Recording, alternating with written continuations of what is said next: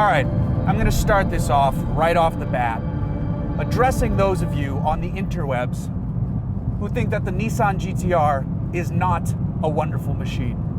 This is what you sound like. It's such a boring car. Blah, it doesn't have a manual gearbox and it's not rear-wheel drive. That's what you sound like. And that wasn't a Mr. Regular impression, by the way, because he would love this car. The reason you're wrong is because, one, you've probably never driven a GT-R. Two, you're an idiot. And three, you didn't drive it hard enough, if you have driven it. The key to extracting all of the excitement from this car is to go faster than you think you can go, because it's still not as fast as this car can go.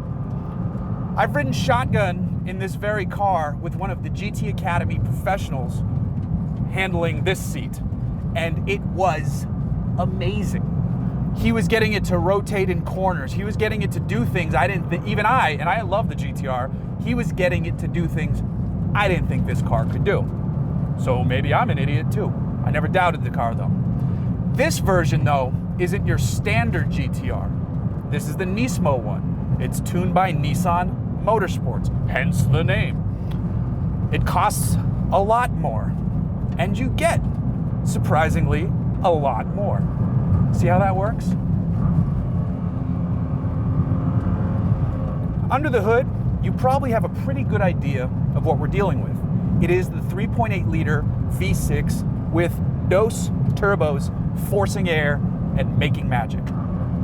This version though makes 55 more horsepower and 18 more pound-feet of torque than the standard, quote unquote, standard GT-R.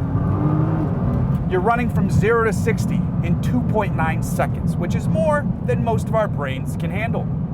I think that's a fact. If it's not, we'll look it up later. This car is so fast. It's as fast as most supercars, except the current crop of supercars finally had enough and said, screw it, we will build the car with the hybrid powertrain and it will go faster than this Nissan. This Nissan, how can it beat us? So they finally wised up. They're $1 million cars now with their hybrid 900 horsepower Googa-Majugas under the hood are finally faster than this car once you get over 60 miles an hour. That doesn't make this car any less amazing. The standard GT-R is $101,000 starting price. There's a black edition, which I think is $110,000, $111,000. This one starts at $149,000. This one's $151,000 with destination handling, taxes, blah, blah, blah. There's only one option you can get on this car, and it is a titanium exhaust, which probably sounds just absolutely bitchin'. The one knock that you could have against the GT-R is that it's not loud, it's not shouty. It doesn't need to be, because if you're driving it as hard as you can, what you'll notice is a slight screaming noise. It's not the car, it's you. Oh my God, what's that noise? I hear something outside. I don't know what it is. Oh my God, I'm going so fast right now. Oh, see, it does that to you. Some people will complain that this car is too much of a video game car. Again, you're wrong. You can do so much with it. Yes, it is easier to go faster in the GT-R, and I don't think that's a bad thing. I want to go fast. The GT-R allows me to go so fast. I wish I was on a racetrack, but I'm not. I'm on the Hooniverse Highway hooning grounds. It's empty today because it's midweek. It's gray outside, but it's all smiles inside because, wow. Here's the thing that's fantastic if we really dive into the car. What makes it so awesome and engaging despite what people think? Well, braking. Massive 15.3-inch rotors up front, big 15-inch rotors out back. They're 6-piston up front, 4-piston in the rear. So you can stop when you need to, which is very important because you're going to go crazy fast. The steering is incredibly direct. It's heavy, but it's properly heavy. There's nothing artificial here. You're feeling the weight of the car.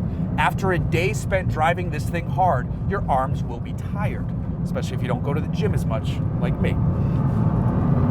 Throttle response, immediate, even with those 2 turbos. There is none of the lag that the Porsches might have used to be known for, which I'm sure the newest turbo has ironed that out. So, wonderfully weighted steering, massively responsive brakes, more responsive throttle, amazing straight line acceleration, crazy lateral acceleration. This car has everything. And if you're still saying, but it doesn't have a manual gearbox or a 3rd pedal or this or that, I guess you'll never get the GT-R, which is fine. Cars like the Z06 exist. There's Porsches that have manual gearbox. So there are other things out there to make you happy. I will be faster than you. I will be having just as much, if not more fun too. Because at the end of the day, I will have won the track day. Even though you're not supposed to win a track day, I will have won it. This is a car that's also amazing for the fact that you can drive it every day if you wanted to. So, should you consider this a supercar? From the performance aspect, yes. From the styling aspect and the rarity, I don't know. I think you could consider it that too. As I've been driving this on the regular highways and roads, this thing gets tons of looks. Thumbs up, questions, what is it? How fast do you go? Which I'm never gonna answer. How much does it cost? Which I will answer because it's not mine, even though that's a rude question. So it gets those supercar looks and questions. Still, it's not crazily styled. It's not a McLaren, it's not a LaFerrari, it's not a Porsche 918. So it doesn't have that aspect of the supercardom. It doesn't have the supercar price. At $150,000, this is still an amazing car for the price. What's the Porsche Turbo up to now? 180, right? With a few options, because you always need options because it's a Porsche. You're into the 2s. This has that one option, the titanium exhaust. That's it. You don't need anything else. So I don't know if I'd call this a supercar. I could see why people would. Maybe you consider this, maybe it's a class of car called the everyday supercar. It's you know what this is? This is the Clark Kent. That's what this is. This is Clark Kent. If you need to quickly change into Superman, you grab 2nd gear and you fly. Oh my God. But when you get into traffic, you go to 4th gear and you cruise with your glasses on. It's like, oh, nobody knows that's Superman. Ugh. That's what this car is. This car is Clark Kent. And everybody loves Clark Kent.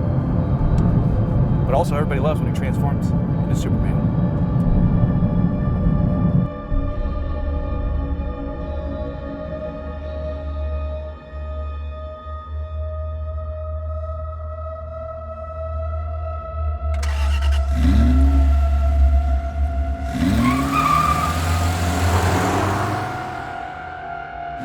I want to go fast. All I want to do is race, Daddy. Nobody ever remembers that commercial for the Dale Earnhardt movie.